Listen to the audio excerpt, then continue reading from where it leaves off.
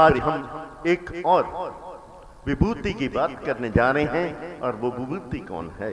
जिसके जीवन में प्यारे साथी दुख दर्द भी बहुत है, लेकिन दूसरी तरफ मेरे मालिक की कृपा भी बहुत है। दुख भी बहुत है, पूरा जीवन दुख से निकाला उसने। और हम बात करने जा रहे हैं किसकी? शबरी। शबरी एक भील औरत है प्यारे साथी जी, और उसके बारे में कथा क्या है, उसके जीवन के बारे में कथा क्या है प्यारे साथी जी। वो जब शबरी जवान हो गई तो उसके माता पिता ने उसकी शादी किसी दूर दराज गांव के मुखिया के साथ शादी तय कर दी। वो मुखिया होने के नाते, गांव का मुखिया न था होने के नाते, पंचायत का सरपंच था प्यारे शासक जी होने के नाते, अमीर था।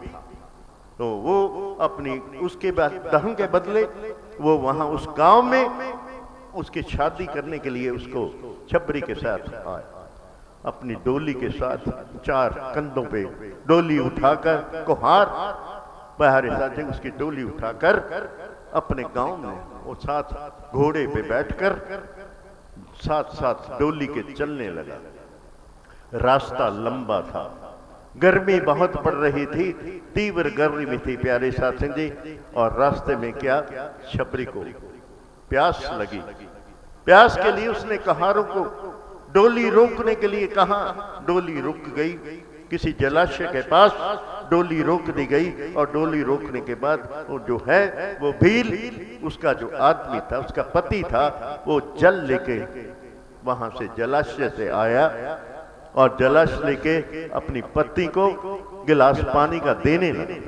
जैसे ही पानी का गिलास दिया तो प्यारे शासक जी उसका घूंघट, संयोगवश उसका घूंघट नीचे गिर गया। नीचे गिरने के बाद उसका मुखड़ा देखकर सुन्न हो गया। ऐसी काली कलूटी, भद्दा शरीर, इतना भद्दा और काली कलूटी, ऐसा भी कोई शरीर होता है? एकदम सन्नाटा वहां पे छा गया। वो ये क्या, मैंने तो पहले देखा नहीं था इससे। उसके मन में घृणा पैदा हो गई, नफरत पैदा हो गई। परिणाम स्वरूप क्या हुआ प्यारे शासक जी, वो जो है उसने मन ही मन में फैसला कर लिया क्या, कि मैं इसकी डोली यहीं छोड़ दूंगा। और कहाड़ों का कहा चलो मेरे साथ, घोड़ा और कहाड़ को साथ बैठाकर उनको साथ ले गया। और उस बेचारी भिलनी को उस घने जंगलों में अकेली छोड़कर चला गया। प्यारे साथी जी, क्या उसका कसूर था? क्या उस भील का कोई कसूर था?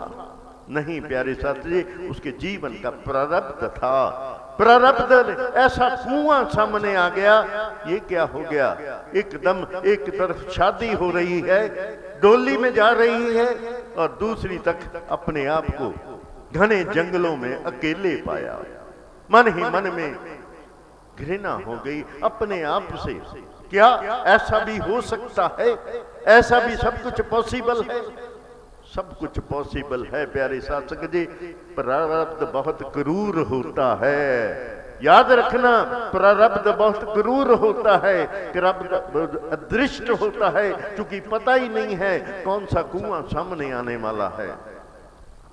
तभी तो कहा जाता है आज क्रियावान कर्म को संभाल लो, आज को संभाल लो। पिछला कुछ कर नहीं सकते, आगे का पता नहीं क्या होने वाला है। आज को संभालो, आज क्रियावान को, आज कर्म अच्छे करो।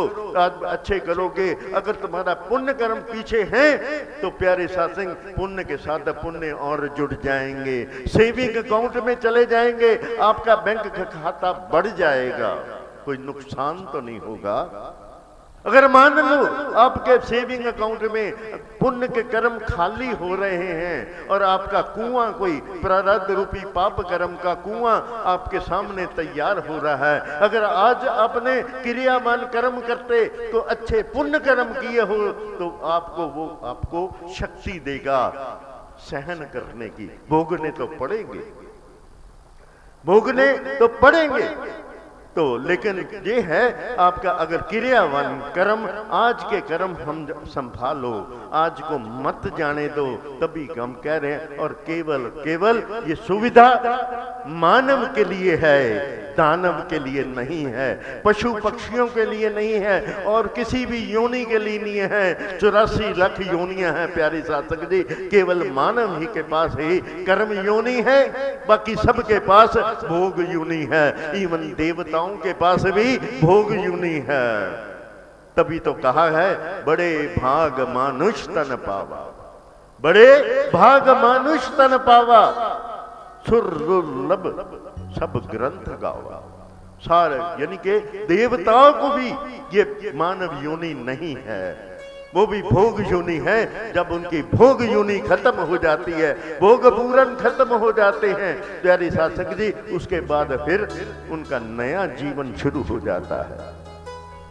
आप और हम देवता बन सकते हैं अपने कर्मों के माध्यम से। आज क्रियामान कर्म अच्छे करो प्यारी साधक जी, आप भी देवता बन सकते हैं। लेकिन अगर हम कर्म जो है हमारे ठीक नहीं होंगे तो प्यारे साथी जी हमें मोक्ष की ओर जाना है, वही हमारा जीवन का लक्ष्य है।